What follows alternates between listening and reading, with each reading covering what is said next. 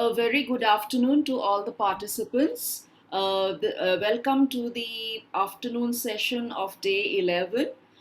We have with us Yasmin Taj, our speaker for the afternoon for this session, who's going to talk about education and employability. We spoke a little bit about that in the previous session, and we discussed certain issues, a very topical issue, I must say, because of the rising unemployment numbers that we see in the news every day. Also because I think the conditions of employability has changed dramatically thanks to the pandemic. So I think this is a very, very relevant and issue that touches all of us. Especially keeping in mind that our students are soon going to be going out to that world, and it leads the talk for this session leads very well from where we ended. So I hope it will be a very, very fruitful engagement. Before I hand it over to Yasmin Taj, let me sort of introduce her. Yasmin Taj is editor, ETHR International, and head branded content, wherein she leads the editorial expansion for the HR vertical of the Economic Times into different geographies. She also spearheads the branded content for the vertical. She plays a critical role in creating the content strategy for the brand as it forays into newer markets. Yasmin comes with extensive experience in the media space, both print and digital. In her last role, she was the managing editor for People Matters, a niche media house in the arena of people and work. She had the longest stint of 11 years with the Times of India Group, where she had the opportunity to lead several editorial sections like Times Ascent, and also head numerous client-driven editorial projects. She brings both editorial rigor and business understanding to the table, and is aware of the nuances in running successful and high impact media products, both in the digital as well as the print domain. I would also like to add that Yasmin is from Delhi University, if I'm not mistaken. She studied at Lady Shri Ram College. So she is very much a product of our university. A very warm welcome to you, Yasmin, from our principal, Professor Gyantosh Kumar Jha, convener of the IQAC, Vinita Tuli, and everybody from the organizing committee. Handing it over to you, and also would request Amit to open the chat box. Thank you. Thank you so much, Shibani ma'am. It is always a pleasure, and thank you so much for inviting me for this. I hope I'll be able to do some justice with the kind of knowledge I've gathered in my working experience.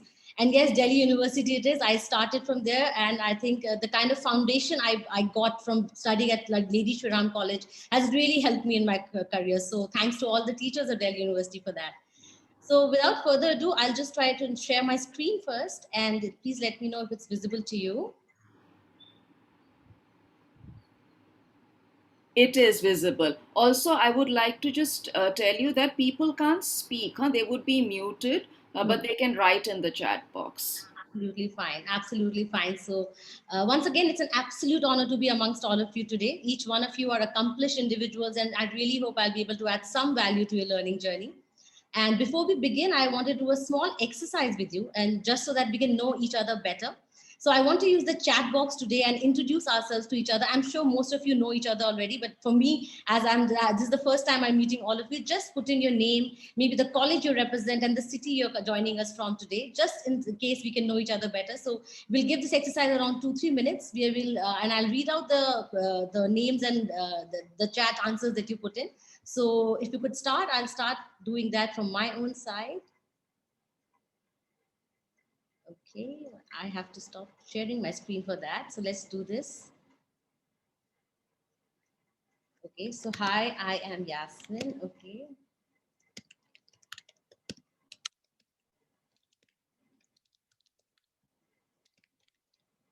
Great. So we have Sunita Chand ma'am from Hansraj College. Lovely, nice to meet you. We have Dr. Shikha Srivastava from Bhaskaracharya College of Applied Sciences. We have Baljit Kaur, ARSD College. We have Dr. Meenu Tiotia, Chaudhry Charan Singh University from Meerut. Nice. Let's see some more introductions coming in. All right, we have Kuljeet Kaur from Guru Nanak Girls College, Haryana. We have Dr. Sankaru from Hindu College, Dr. Kanchana from ARST, Dr. Anita from ARST again, Dr. Monica Puri from MLNC, Dr. Preeti Chaudhary from ARSD, Dr. Bijendra Singh from Indira Gandhi University, Rewari, Haryana, Dr. Rajiv Kumar Gaba, who's from Babu Anant Ram Janta College, Kolkata, Haryana. So great, it's great to see the combination of Delhi and Haryana coming in together here. Just a few more minutes, seconds, we'll go. Okay. We have Dr. Sanjay Mujmule from Bhau Patil Mahavidyalaya. Solapur, wow, that's very interesting. We have Sandeep Kumar Mittal from Delhi Skills and Entrepreneurship University. We have Ravish from ARST. We have Dr. Rita Maurya from KMB Bareilly. Lovely. So we are seeing people joining us from different parts of India. That's interesting. Dr. Balkrishnan from ARST DU again. Thank you. Dr. Niharika Sharma from Satyavati College, Delhi University. Lovely. Dr. Saraswati from ARST College again. Lovely. Great. That's great to see. So let's move on. I'll try and share my screen once again. Shivani ma'am, is it visible? Yes, it is. Absolutely. Great. Thank you so much. So thank you once again, everyone, for introducing yourself. It's really good to see how the different, you're joining us from different parts of India, from different universities. You must be having your own challenges, something that you want to, explore and learn about more today. So thank you for joining us. The topic for today's session that I have chosen specifically is about building the workforce of the future, the need to bring the education and employability gap. So just give me 1 second. I think there's some problem with my share screen. Just give me 1 second, ma'am.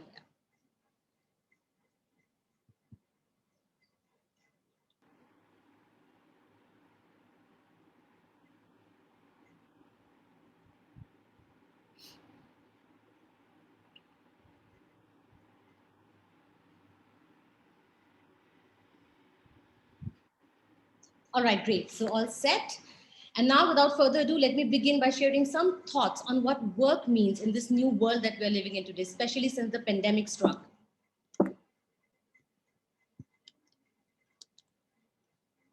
All right, so the world of work has changed forever. Work is no longer where we go. A workplace is no longer where we do work from. It is all about what we do. The unprecedented outbreak of the COVID-19 pandemic entirely transformed the conventional work paradigm. This shift is principally driven by a few trends that are fundamentally changing the structure of talent and work. And these are technological innovation that's been happening for decades now, but the impact has only increased recently. Demographic changes that we've been seeing, globalization obviously has impacted the entire world of work globally. Businesses all over the world have a once in a life opportunity and possibility to rethink the workplaces, the workflows, management, and employee strategies. It is imperative for the organizations to think that large scale transitions are happening in the workplaces that are significant for attaining success in the future of work. Some of the major trends catalyzed by the pandemic, especially, were increase in a hybrid and remote working environment, organizational redesign for resilience, and that had to be done very promptly overnight. The increased use of data analytics and collection. There was an enhanced focus on continuous learning and development, focus on the physical, mental, emotional, spiritual, and financial health of employees. This became absolutely critical, especially since the COVID pandemic struck. Customized performance monitoring instead of employee monitoring, and many such more trends. Businesses now must start building their future workplaces, since in these uncertain times, organizational growth only depends upon productivity and resilience. While a common way to describe the last 1.5 years has been unprecedented, the amount of change to occupations, skills, and workers over the next 10 years will also be very significant. The objective is to prepare for that change and minimize disruption and long-term unemployment for as many people as possible, and particularly more for the vulnerable groups. And to achieve that objective will require bold action and, in many cases, coordination across governments, companies, education institutes, and also individual workers. Moving on, these are some trends and some jobs that have come out from the Future of Jobs report. The Future of Jobs 2020 report has found that COVID-19 has caused the labor market to change faster than expected. This research released by the World Economic Forum indicates that what used to be considered the future of work has already arrived. By 2025, automation and a new division of labor between humans and machines will disrupt about 85 million jobs globally in medium and large businesses across 15 industries and 26 economies. Roles in areas such as data entry, accounting, and administrative support are decreasing in demand as automation and digitization in the workplace increase. More than 80% of business executives are accelerating plans to digitize work processes and deploy new technologies. And 50% of employers are expected to accelerate the automation of some roles in their companies. In contrast to previous years, job creation is now slowing while job destruction is accelerating. You can see on my screen the kind of jobs that are growing in demand and the kind of jobs that are soon going to be redundant. Some 43% of businesses surveyed in this survey indicate that they are set to reduce their workforce due to technology integration. 41% plan to expand their use of contractors for task-specialized work, while 34% plan to expand their workforce due to technology integration.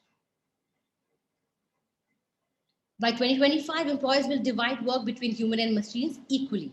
Roles that leverage human skills will rise in demand. Machines will be primarily focused on information, data processing, administrative tasks, and routine manual jobs for white and blue-collar positions. And as the economy and job markets evolve, 97 million new roles will emerge across the care economy. And this is a very interesting fact. In the fourth industrial revolution, technology industries like artificial intelligence and in content creation fields, we'll see a lot of more new jobs coming up. The tasks where humans are set to retain their comparative advantage, including managing, advising, decision-making, reasoning, communicating, and interacting. Also, there'll be a huge surge in demand for workers who can fill green economy jobs, roles that are at the forefront of the data and artificial intelligence economy, as well as roles new in engineering, cloud computing, and product development.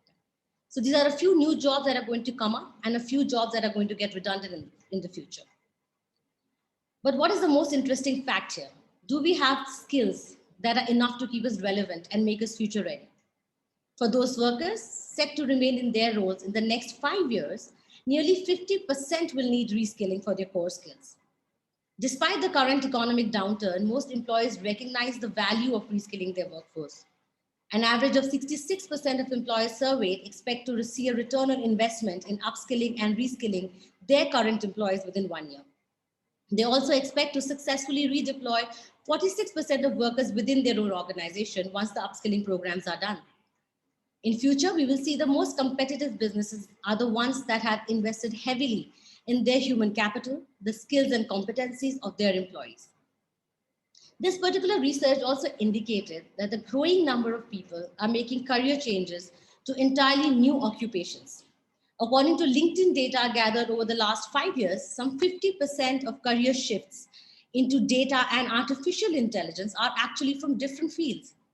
The figure is much higher for sales roles, which is 75%, content creation and product positions, such as social media managers, content writers, which are 72%, and engineering roles, 67%. So we see that there is a huge shift of people, moving to jobs that are totally unrelated to what they've studied or where they've worked before. As we think about ways to upskill or transition large populations of the workforce who are out of work as a result of COVID-19 into new, more future-proof jobs, these new insights into career transitions and the skills required to make them have huge potential for leaders in the public and private sector alike. Moving on. I have a short video for you to see, and this is a short video around the future of jobs. I'd like you to see this first, and then we'll move on.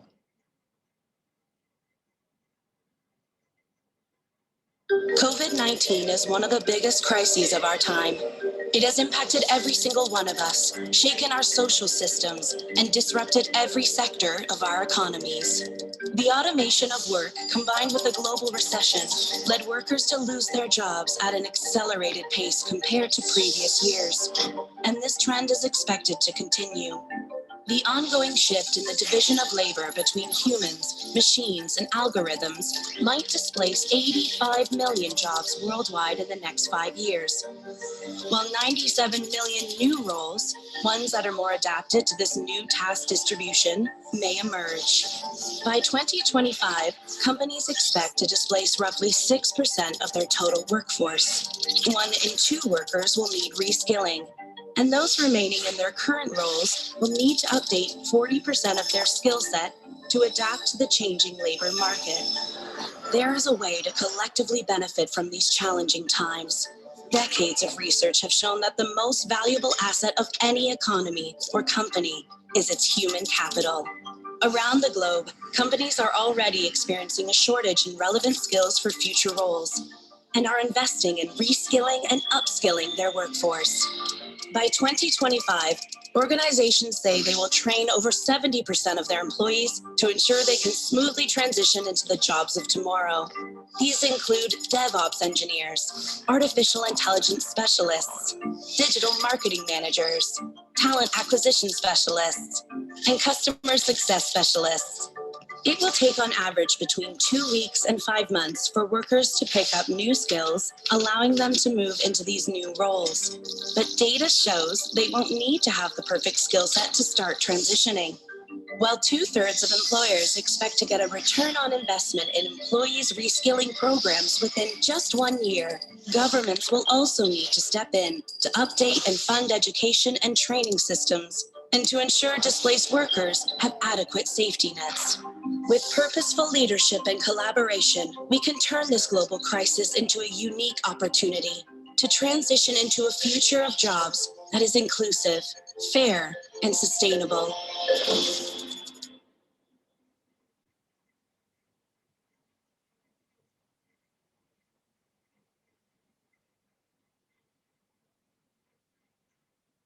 All right, so that brings us to the biggest problem that India is facing today. Not the biggest, one of the biggest, in fact, India's unemployability problem. I hope my screen is visible. Visible. Okay, sorry, yeah. So while it is true that there is an unemployment problem that the country is facing, we cannot deny the fact that unemployability is getting bigger by the day. The biggest challenge in India's growth in future is the shortage of skilled employees across industries. According to NASSCOM, each year over 3 million plus people graduate and postgraduate, and they're added to the Indian workforce. However, of these, only 25% of technical graduates and 10 to 15% of other graduates are considered employable by the rapidly growing IT and ITES segments. The spectra of a severe shortage of trained, skilled, and knowledge workers is haunting India Inc. While demographics weigh in the country's favor, quality of workforce does not. A look at the Indian education system will reveal that the number of technical schools in India, including engineering colleges, have actually more than trebled in the last decade, according to the All India Council of Technical Education. Ironically, creating a robust and continuous pipeline of talent has become even harder. The best and most selective universities generate too few graduates, and new private colleges are producing graduates of uneven quality. In this scenario, will the industry academia partnership bridge the demand supply gap? How do we make our youth more employable? This is where the role of employability skills becomes very, very pertinent. So what are employability skills? Employability relates to your knowledge, skills, and attitudes, how you use those assets, and how you present them to employers in today's context. Employability skills are transferable skills that are useful in nearly every job. Employability skills are also often referred to as employment skills, soft skills, work readiness skills, or foundational skills. They often improve your performance, minimize errors, and promote collaboration with your co-workers, enabling people to perform their roles more effectively. Today, our education and experience may only be enough to qualify for a job, but to be successful in most roles in the field of emerging technologies, we need soft skills like communication, teamwork, problem solving. These soft skills that will equip people to carry out their roles in the company to the best of their ability. And they're also and these are also the building blocks of any career. These skills are what make people employable across roles, sectors, and industries. Employers usually want to see that the talent that they're hiring already has these soft skills before hiring, because they are much harder to teach otherwise. Employability skills may not be listed in a job description, but they are important skills that can make you more attractive to prospective employers. The main benefit of having these traits is that it can help you stand out among other job candidates who are vying for the same position. So why are employability skills important? These are a set of job readiness skills that are in essence behaviors that are necessary for every job. I'm so sorry. Yes. They're essential for every job. These are essential attitudes that allow you to grow in your career and also efficiently it helps you connect with your co-workers, solve problems, be a part of and understand your role within the team, make responsible decisions, and also help handle your job performance and career success. Employers value these unique attributes in their potential employees because they have always been necessary for a productive and smooth functioning workforce. Enterprises, in fact, spend a substantial amount of their time and money developing these foundation skills and work readiness skills. But in today's world, where jobs are few, employers enjoy more options and would like to hire an expert who will display these well-rounded employability skills. Okay, moving on, I have a small quiz for you. And this is something that we'll do in the chat box as we just did regarding our introductions. What, according to you, are the top 3 skills essential to remain relevant for the future of work? What are those skills that your students must equip themselves for as they prepare to join the workplace? So let's spend around 1 or 2 minutes on this. I'll request you to please type in your answers in the chat box. 3 skills that you think which are going to be really, really relevant for the future.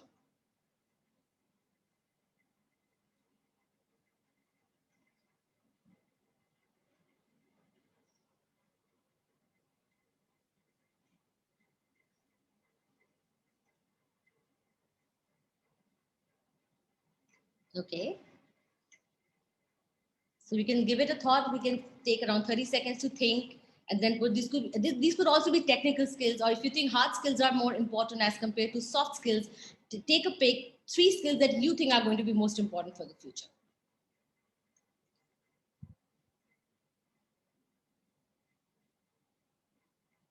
And there's no right or wrong answer. We'll just see what is the kind of expectations you think our organizations have today. Okay, we can see some answers coming in. Ability to communicate, tech knowledge, flexibility, adaptability, communication skills, teamwork, active learning, communication again, automation, digitization, absolutely. Presentation skills, communication skills. I think communication skills is something everybody thinks are very, very core to the workplace. And knowledge, yes, absolutely. Let's wait to hear some more. Okay, we have communication skills, software knowledge, interacting abilities. That's so true. Any other skills that you think that we haven't enlisted here so far? You think there'll be something other than this that'll be very critical for the future?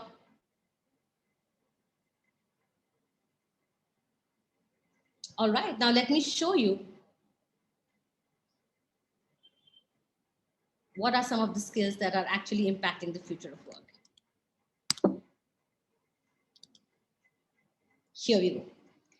So according to the Future of Jobs survey, core skills such as critical thinking, analysis, problem solving are consistently top of the reskilling and upskilling priorities for educators as well as businesses. Newly emerging since 2020 are skills in self-management such as resilience, stress tolerance, and flexibility as well.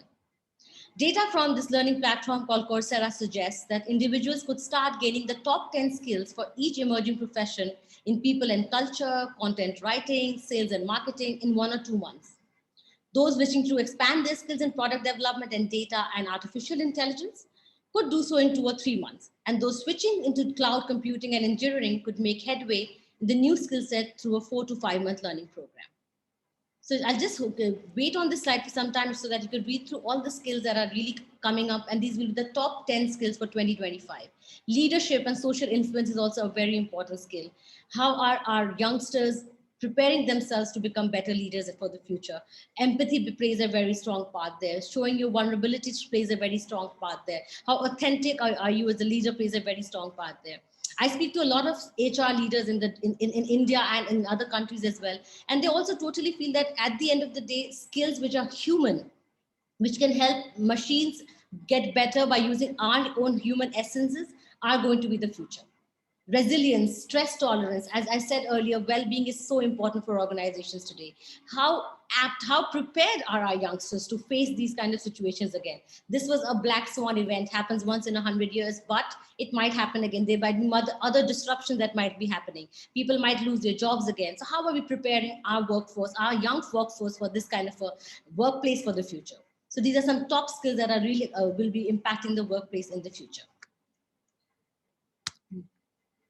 Moving on, I have another video for you. I hope you enjoy this. This is a bit about the future of work and also about the kind of skilling initiatives that are coming up.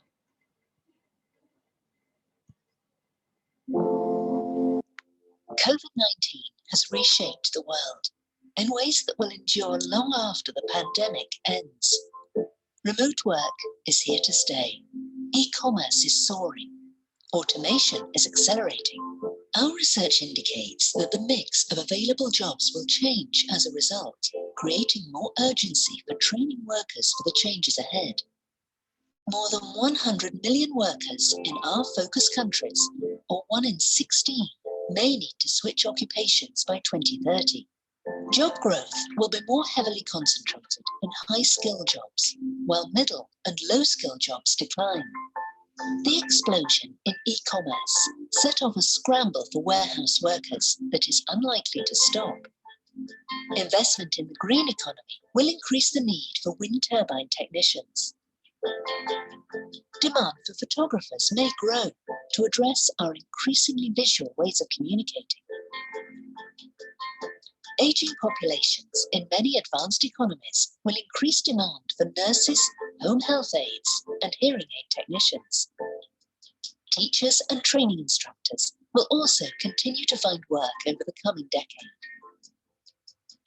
But the forces unleashed by COVID-19 have put other jobs at risk.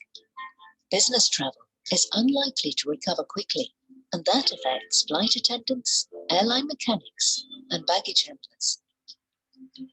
Use of self-checkout stands accelerated during the pandemic, displacing some grocery store clerks.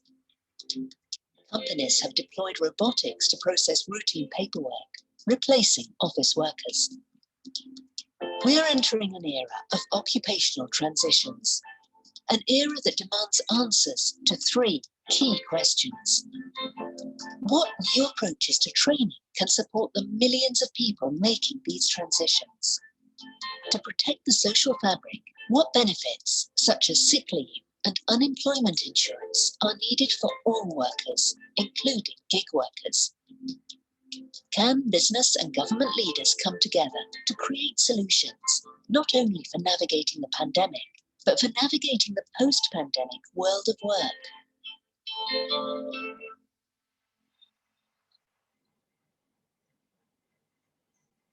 Thank you. So as you can see, once again, a lot of jobs are going to be replaced.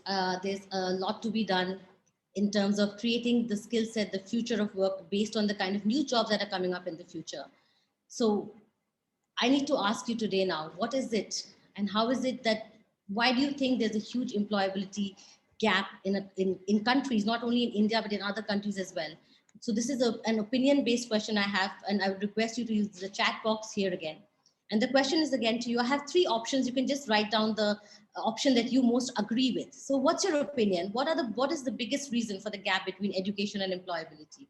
The first option for you is the education system has not caught up to the changing skill demands. The second option is industry and academia have not found the right way to make that collaboration work. And the third is the world of work is changing so fast. No matter how much you improve education, you will still be playing the catch-up game. So what do you think? What could be the biggest reason for this employability gap that our youth is facing today that does not make them ready for joining a workplace with the right kind of skills that are needed? So let's use the chat box once again and see what you think is the best option according to you.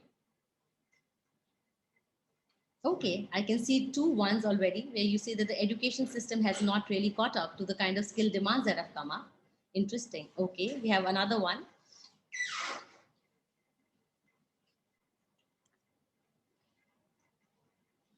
Okay, one again. I'll wait to get more answers here, but it's a very interesting question. And I think it's an eye opener for us as educators, for us as people who are preparing the youth for the future. Are we doing enough? And I can actually see for so far, it's like a consensus on number one.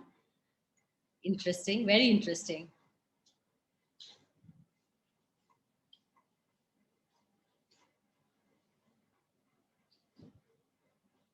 So do you think, so I think we kind of agree on the fact that yes, the education system uh, has not upgraded itself up to the mark we would have expected out of it. We're still struggling in a lot of ways, though we are passing on educational pedagogies for years now. We are not really reinventing the wheel, as say, when it comes to education. So I think that's a great point. So thank you so much, everyone, for sharing that. We'll move on to the next slide now. Yes. This is about bridging the gap. Now, how do you bridge this gap? There's a huge gap between education and employability, and we all know that. We have moved from a knowledge-based economy to a skills-based economy, and this is what globally all countries have accepted. That while around 5 years ago we were living in an economy which was more dependent on knowledge, it is now more dependent on skills. So, how do we create those skills for the future?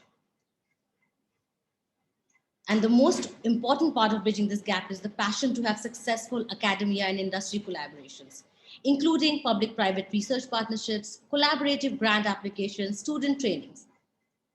Based on my personal experience, the major challenge in the academia industry partnership happens to be the lack of a shared vision of the bigger goal.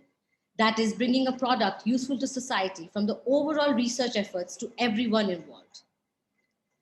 This collaboration will work when industry acknowledges that the lion's share of basic research happens at the university or academia research labs. Simultaneously, it is important that academia acknowledges that it takes a long route to convert proof of principle research into a product. And it also involves a significant risk undertaken by industry. Both parties must appreciate the strengths of the other partner and leverage the same with mutual agreements to bring a fruitful outcome of the collaboration. A good academia industry collaboration could involve training students in the industry with hands-on experience through a research project, preferably with research fellowships sponsored by the industry. This process creates a pool of trained resources that become available to the same or other relevant industries. And this comes with the challenge to maintain difficult boundaries such as free pursuit of knowledge, which is important to academia, versus strict confidential information, which is important to industry, which could be successfully managed with appropriately planned projects and proper systems held in place within the organization. Finally, the target of any successful partnership should be to build in systems to retain best talent in the country by creating enough job opportunities for the country.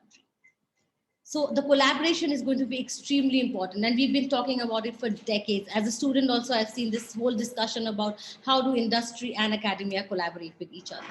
Somehow the gap still remains. Somehow we still have students passing out of universities and colleges with the skills that are not really relevant anymore.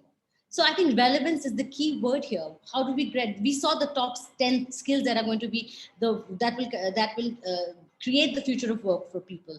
So how do we make sure that our education systems also works together with industry so that our students are equipped with these skills when they join the workforce, they are ready already. I think that's what we need to focus on as educators. Moving on, the ideal partnership. The need of industry is knowledge and skills acquired within an eligibility to include skill-ready employees from day one.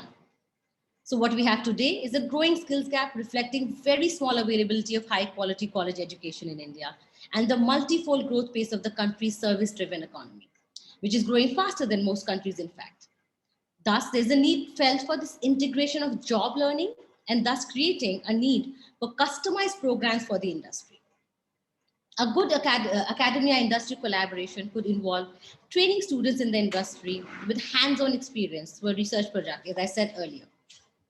So the idea here is again to create that ideal partnership where you bring together, where you start job learning at the education level. You integrate job learning in your education programs so that students, while they're gaining that knowledge that's required to be educated, they're also gaining the right skills to move forward.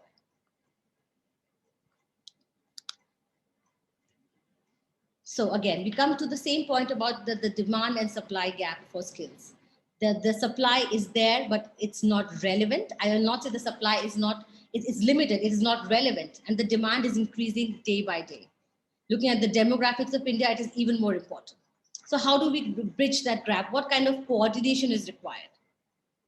Some examples that we can work on are national sectoral policies and regulations, lifelong and workplace learning, activation measures, skilled migration and workforce mobility. This is going to be a very important factor in the future of work because people, skilled workers will move from one industry to the other. They move from one geography to the other. So it's important for them to have that kind of skills, that lifelong learning to enable them to make that shift. Skills matching and retraining through employment services again. How do employers work on creating that matching skills of the kind of talent they need and the talent that they're getting from the outside world? Better skills utilization. Also, there are skills that are already there in the market, but how do you utilize them better? How do you convert them into the kind of skills that are required today? Measures to improve retention. Again, if you help your employees in learning and upskilling, it encourages them, it impacts their productivity, and it eventually leads to better retention at the workplace. Improving work conditions is also something important that industry must focus on. You have to create better workplaces, better opportunities for your people. Also, business strategies based on capabilities and human capital investment and national sectoral policies and regulations are something industry and academia both have to work on together. This will determine the future for them.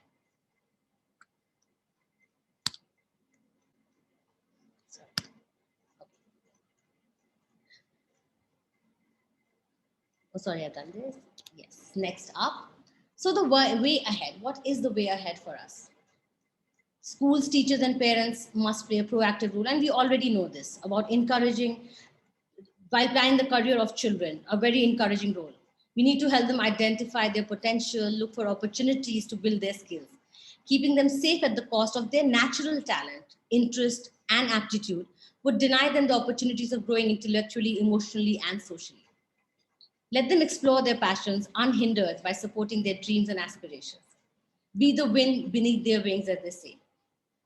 Brain research tells us that academic, professional, and personal success in life depends on socio-economic neutral networks built in the brain during childhood. Therefore, while you educate and upskill children, there's a need to develop them in skills of resilience that will help them remain positive and relevant in the ever-evolving jobs and skills landscape. It is very important, as you said, at times we focus on the usual studies, the usual streams of studies that we want our children to pick up on. I think that needs to change. There's a fundamental need to shift mindset here, mindset of the entire education system, which includes parents, which includes teachers. We need to encourage people to explore their natural talents. We need to encourage them to learn those skills which are different, which are unique, and which will also keep them relevant. While there's huge competition for the usual skills, the usual jobs in the market, why can't we create newer opportunities, unique skills for students to take up? That will help them find that thing. Otherwise, the herd mentality will remain. We'll see every child running towards the same goal. We need to broaden the goal, as I said. We need to broaden the vision entirely. So moving on, I have another interesting video for you to see, and let's discuss it post that. And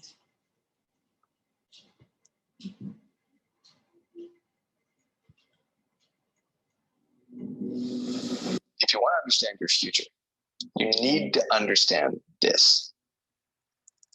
Any predictions we make today for what the future will be like in 50 years will be wrong. As an individual, yes, you're going to be better off if you're better educated.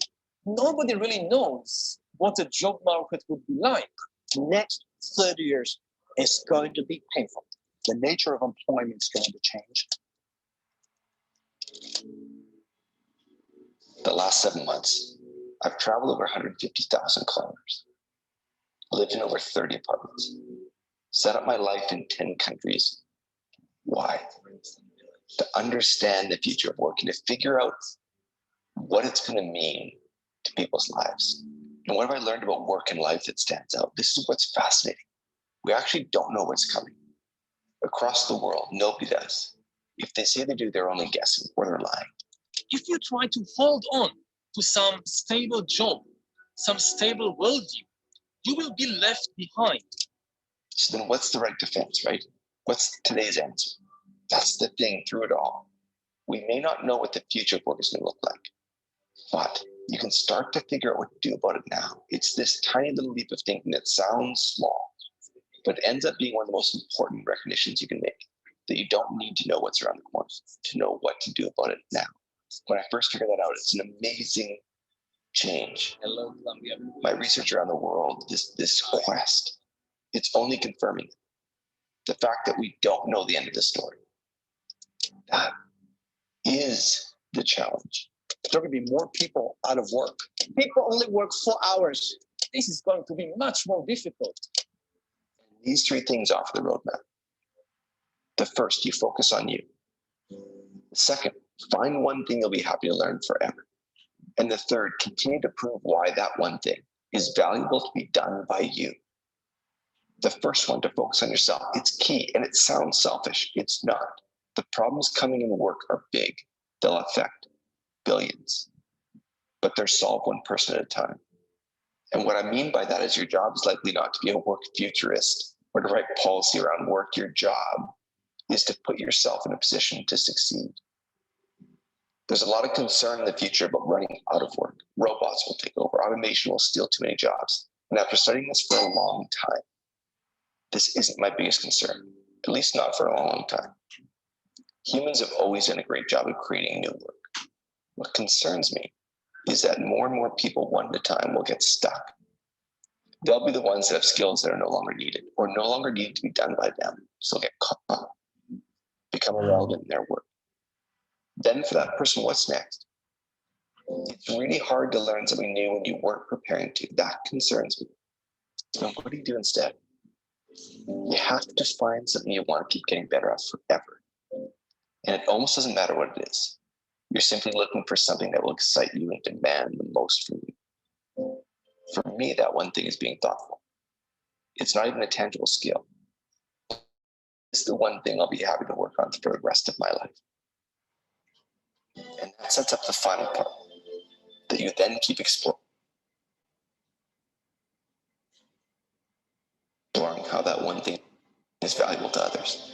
Because you're working on it all the time, so you're one of the first to see changes coming. You're one of the first to make the necessary change. You stay at the front edge of the issues that are coming, so you never get surprised. Too many people are on autopilot, which is fine when you know the target. But when we don't know what's coming, when the target keeps shifting, you've got to see it first. And we have to prepare now. It's really the first time in history when nobody has any idea what kind of jobs and what kind of skills people will need in 30 years. So either software works for you or you work for software, and once the software takes over, you're gone.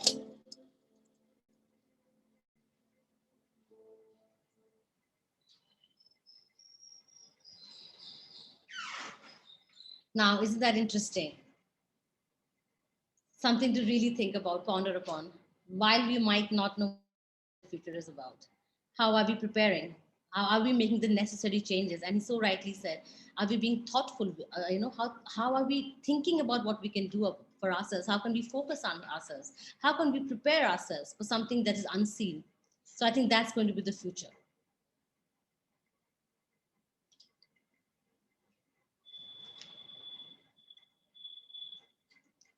On that note, the very famous quote, I think all of you must have already read this: give a man a fish and you feed him for a day, teach a man to fish and you feed him for a lifetime. That's exactly is what skills development is all about. You need to help people develop themselves. You need to create that culture of continuous learning. Learning does not stop with university. Learning continues at the workplace, even after that. So I think that culture, that mindset of learning, where people are encouraged to learn more, where they love learning more, in fact. How do you do that in people?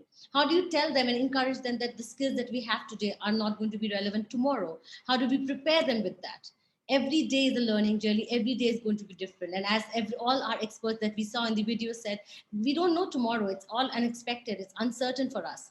But are we making efforts to prepare so that we are there when it happens, we are ready to face it? So let's inspire others to build a world where everyone is conscious about their environment, their global impact, and their own capabilities.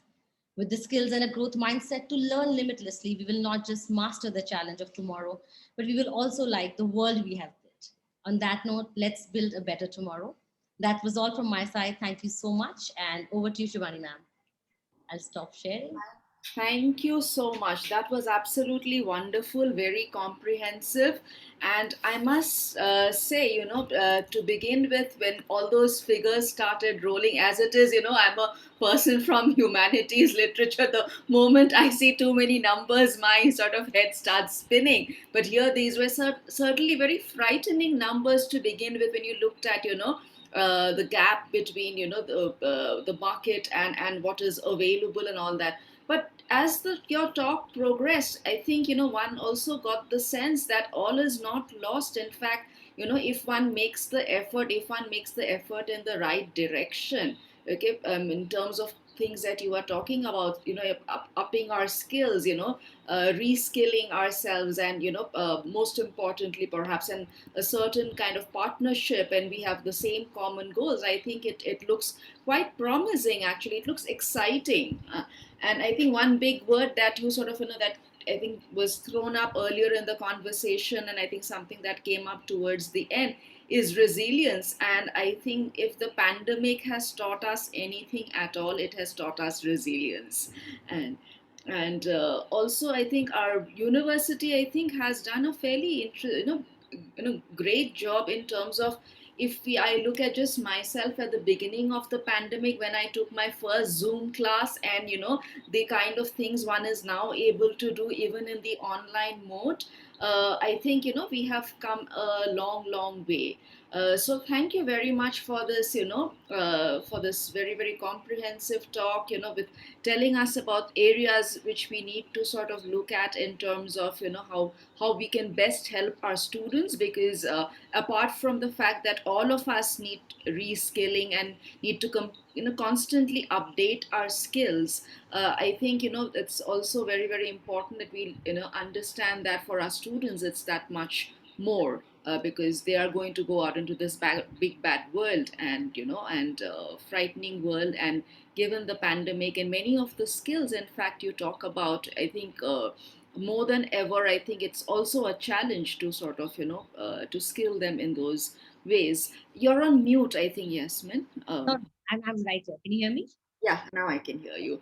So I would request people to post their questions in the chat box. Please do that. But to just get the ball rolling, Yasmin, you talk about, the most important thing perhaps right now to do is to invest in human capital. Uh, would you sort of elaborate a little bit on that? Absolutely, absolutely. So some figures that I've already shown say that the world of work has changed entirely, and there was a lot of before the pandemic. Actually, there's a lot of talk on how automation will kind of replace a few jobs. But when the pandemic happened, the focus suddenly came back on people. It was people who were helping organizations sail through this moment. While digitization was important, automation was very important. You need to have the technologies in place to move forward. But when it comes to business continuity, it was understood clearly by worldwide that you need people at the core of your focus to sail through these tough times. And that is when the focus on upskilling them, reskilling them started happening. Human capital became the focus for companies. How do you make them? First of all, was how do you equip them with the right technologies to perform better at work, whether they're working remotely or in a hybrid environment, or whether they're working from office eventually. That was first. Secondly, it was about how do you take care of the well-being. Again, well-being became very important because health became the biggest issue last year. Then it started impacting mental well-being. It started impacting financial well-being. People were losing jobs. So companies had to focus on that because families on a whole were going through things. It was not just one employee that you have, right? So companies had to focus on. And finally, the third thing that was that again was skilling. We've seen the learning hours of employees in the past 1.5 years have gone up to 4 times of what it used to be when they were working physically from office. There are reasons, yes, the commute time has come down, people can spend more time learning. Also, they realize that it's important to upskill or you will be out of the workforce. Because people saw so many jobs being lost, especially at the beginning of 2020, March, April, huge layoffs happened across organizations because industries were becoming redundant. COVID-19 impacted, to travel, tourism, hospitality, everybody was suffering. But that is when people realized they have to upskill and the focus came back on learning. Hence, organizations for them, human capital to sail through good times or bad times became important. They realized that the combination of human and machine is going to be the way forward for them. And hence the focus was on human capital. So while upskilling is something that as you say, and studies have shown people are increasingly invested with, because there's also it is accompanied by a sense of fear that otherwise we will lose our jobs. Do you think it could also, in some ways, add to the already existing mental anxiety? Add to mental health issues that the pandemic, in some ways, has precipitated. Yes, I think that's the dichotomy of the situation, maybe if I may put it that way. Mental well-being gets impacted. You must have heard of this recent phenomenon people are talking about called the imposter syndrome, where people actually are doing a job, but they internally feel that I'm not fit enough to do this job. And that's kind of impacting, and especially since COVID-19, this has been really being talked about because people are working from home. People feel, am I being judged? Am I being productive enough? Or am I doing more than I'm required to do? Am I doing lesser than that? There's so many questions regarding your own performance. But in fact, when you're learning and upskilling yourself at the same time, it's not just about the fear of losing your job that kind of, forces you to study, learn more. It's also about making your own self feel better and more confident about what you know, being better at your own job. So while there is kind of a certain pressure at people, the workplace is full of pressures, right? We all know that there is a kind of certain pressure, but I think the moment you start getting into a learning mode, and it doesn't have to be forced learning, as I said, it has to come. There's the mindset shift that's required. Where it's not where people are told that if you don't, they're not told that if you don't learn, you'll be out of the workforce. Where they're told that if you learn, you'll become better, you become more relevant. And I think that, and also the learning kind of platforms that we've seen come up in the past 1.5 years, ma'am, they've been very innovative. They're not just classroom trainings or online virtual lectures. They're a combination of learning programs that have come out. You can learn from your mobile phone. You can see a 1-minute video and then skip it, join later. There's gamification in learning. So all that is making it interesting for people to learn. So that the pressures of knowing a certain skill does not ride that high in their minds. I think you're absolutely right. I think more than anything else, it's a mindset change. And I think with the right attitude, I think, one should not really pay a price for it. Lots of compliments coming in. Thank you so much for an awesome lecture. बहुत ही सुंदर उत्तम व्याख्यान, ma'am. My Hindi is terrible, so I hope I've read that correctly. Excellent lecture, ma'am. There's a question from Dr. Balkrishnan, and I'd request others to also post their questions, please. Thanks for an interesting lecture. My question is, as you said, 50% of nature of job is going to change by 2025, where we need more skilled labor. However, keeping in mind the reality that more than 70% of labor are unskilled or semi-skilled in India, what would be the future of these labor and what would be the biggest challenges as Indian labor market is concerned? How could it be addressed?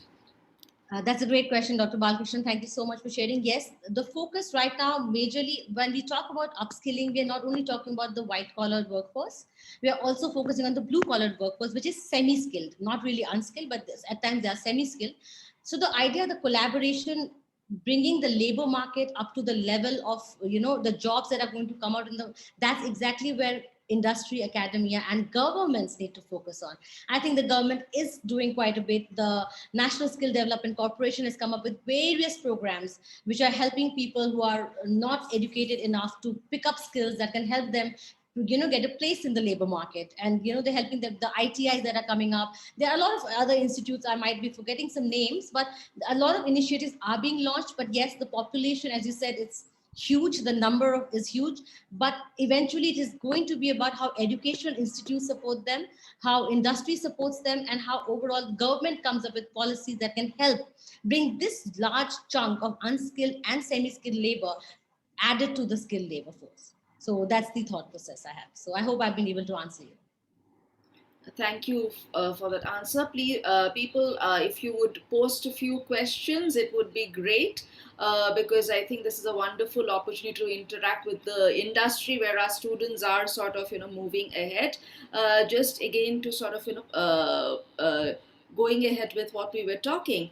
You talk about the importance or the growing importance of soft skills like teamwork, okay, connecting to your co-workers, given the fact that most of us are working from home, and that's even truer of, I think, professions which is not like where I come from, which is teaching, where some are already back into classrooms, etc. But a lot of places I hear that, Google recently announced that they are not, they're going to continue with work from home till January. So given all of that, and especially our students who are right now all working from home, and therefore there is no teamwork involved, there is no interaction involved. How do you think that is going to have an impact on something like this? Absolutely. That actually, makes me remember the kind of conversations I've been having with a few HR leaders and industry CEOs also, who keep saying that the biggest, while we have managed to, crack the hybrid work model or the remote working model, technology has helped, everything is in place, people are now comfortable in working from home. One thing that's missing is the collaboration part, as you said, teamwork. How do you have that in-person connect, the water cooler bite conversations that people have, be it in colleges or in, at workplaces? So that's missing. So most companies are now trying to focus on creating a virtual collaborative environment, as they term it.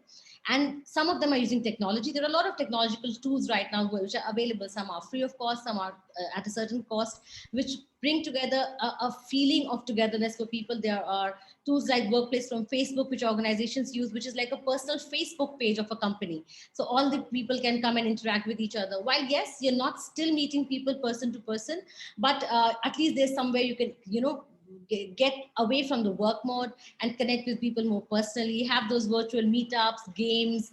Organizations do all those virtual parties these days. They are doing, Friday funs, and they are doing movies together. Like my previous organization I was working for, we used to have a Friday movie day. So second half of Friday, we'll all watch movies together. So I think it's about bringing that feeling that while we are apart, we are still together. We need to go beyond work. How do you involve families? Now that's become very important these days. You are working, the doorbells ringing, as you must have heard in my session. People are coming in, you have a lot of people, doing different things at the same time. How do you kind of engage them also? So a lot of organizations also are doing that. They have family events happening now. So they have these game shows where they call in people with their kids, with their parents, with their cousins, whoever join us, have some fun. They get food delivered to their places. So let's eat together.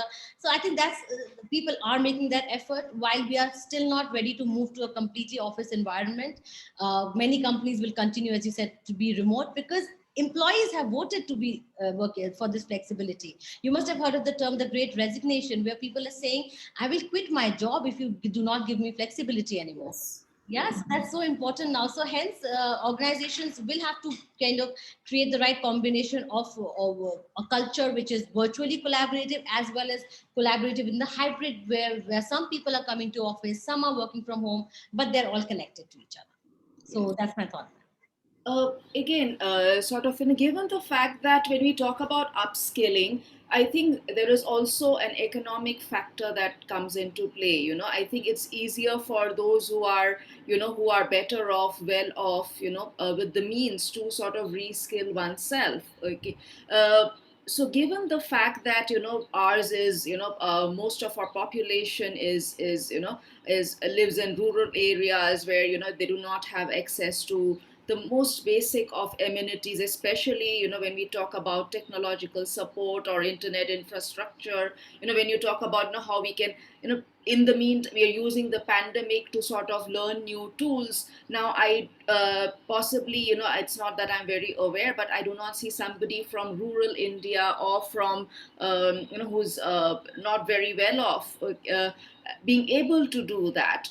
So do you think that that kind of a divide comes into play, and it would further sort of mean that people from an urban setup, they will, remain more employable, people with means will remain more employable, and those who are disadvantaged, for them, it'll become even more difficult to get a job? Um, this was true probably before the pandemic hit, or I feel in fact human beings are are natural learners. So if you see, if you give a grandmother a phone today, even she learns how to use it and use Facebook or WhatsApp and everything. So I think we people tend to learn if they're given the opportunity to learn more naturally. Mobile phones have fortunately reached the rural areas, nooks and corners of India as well. So if, as you say, if they can't access learning, learning should access them, reach out to them through the mobile phones. As I said, through interactive short modules that can be created. And I think industry needs to put in an effort there. If you want skilled labor, you cannot just stick to the tier 1, tier 2 cities. You have to reach out, and even educators have to, reach out to the larger population in the rural areas and upskill them, educate them more. And you don't always need technology. A mobile phone sometimes is good enough. You don't have to go there, they don't have to come here. Just give them those bite-sized learning, as it's called today. Help them with those to begin with. I think slowly and steadily, that's how the integration of, as the question also asked, the integration of that kind of workforce will only happen when learning reaches out to them via educators, via industry, via governments. We have to reach out to them. The tools might be there, but they still haven't found the right route to do it, right? So we have to provide them to them. So I think that's my thought. So then essentially also we are talking about a movement from theoretical knowledge to an application based knowledge, right? So that is what I think, and do you also notice that perhaps schools do a lot more of that than education at the college level? Is it true? I guess to some extent, yeah, though I passed out of college a few years ago, I don't know, maybe colleges are doing more in that regard now.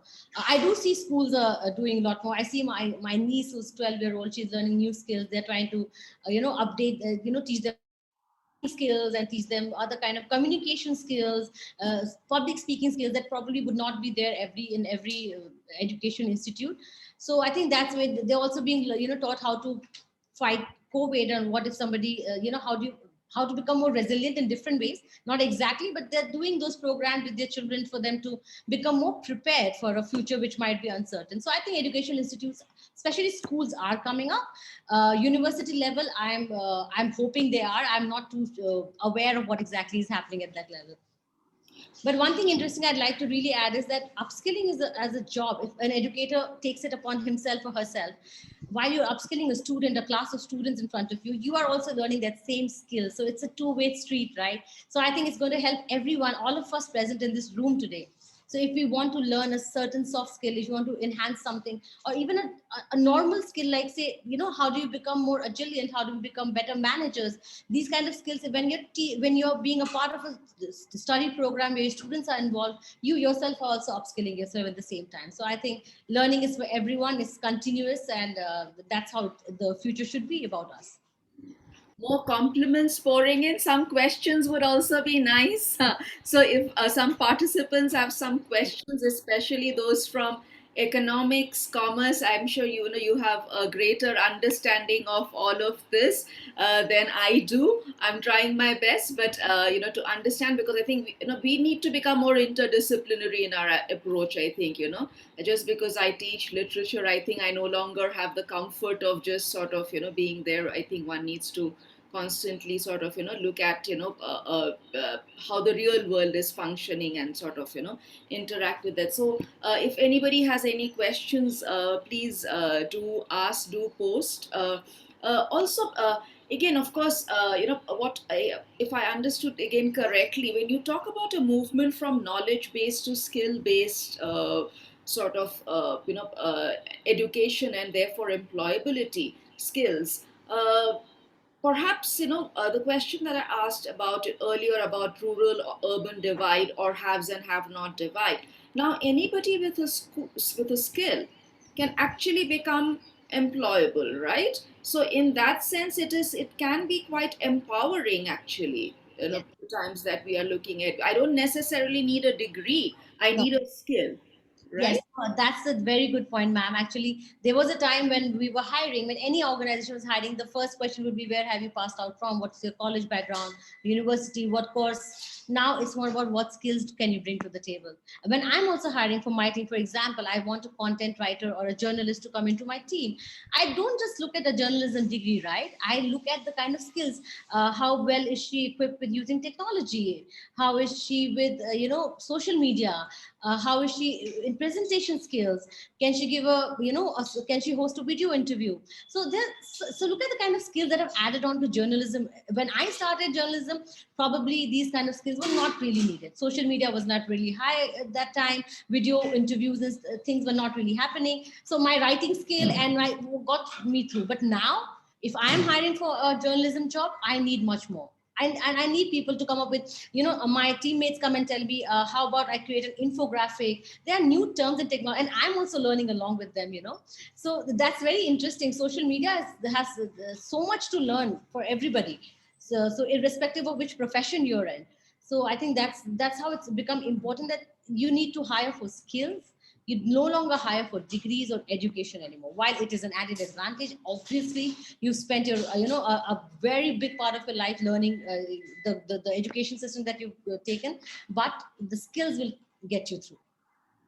When you did that poll where you asked, asked to sort of write in terms of, what do you think are the skills which are going to be important in the future? I think a lot of people wrote about communication skills. Now, how relevant are communication skills, say, for obviously for somebody who goes into media or something like that kind of a profession? It's quite obvious that your communication skills have to be right up there. But do you think they are equally important, relevant, no matter what kind of a professional field you are, getting into in the times to come? Absolutely. So I'll again give you examples of how the workplace has changed since 2020, right? Before 2020, you were going to office, you had your teams, you had your certain corners. The IT team used to sit at one place, the product team would sit somewhere, the sales team. Sometimes you don't even have to interact with each other. The moment everything moved online, I think the need to interact became all the more important. So we have video calls, we have, conference calls with teams. When it comes to those, the whole thing of being able to talk and communicate became all the more important. While earlier I could walk up to somebody in the other room and say, okay, mera ye kaam kar dijiye, and it was done. But now the communication really matters. You're communicating virtually with people. If you're not good at it, you might be misconstrued, right? This is what you said can get misconstrued. So I think communication skills, irrespective of what job you're doing, whatever job it is, it could be a back end job, it could be a front end job. You have to be very adept at it, and the times that we're living in today, because technology is taking on fast, is catching up, and if we need to catch up, we need to communicate better. Yes, absolutely right. Does anybody have any questions? If so, please type in the chat box. Otherwise, I think we could end the session.